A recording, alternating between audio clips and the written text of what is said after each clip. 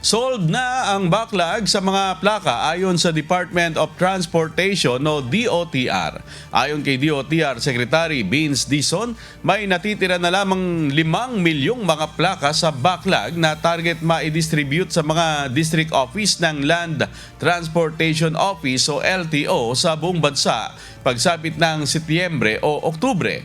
Para sa mga taon na ang hinihintay para makuha ang kanilang vehicle plates, kabilang na ang mga 4-wheel vehicle owners, maaari nang malaman kung available na ang kanilang plaka at masundan ang status nito gamit ang LTO plate tracker. Kapag available na, maaari itong ipa-deliver direkta sa kanilang tahanan o kunin mismo sa LTO.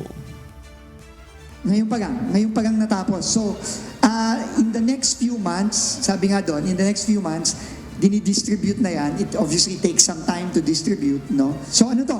Proseso to, no? Siguro just give us a couple of more weeks or maybe a few months to deliver sa district offices. Pero produce na lahat ng plates.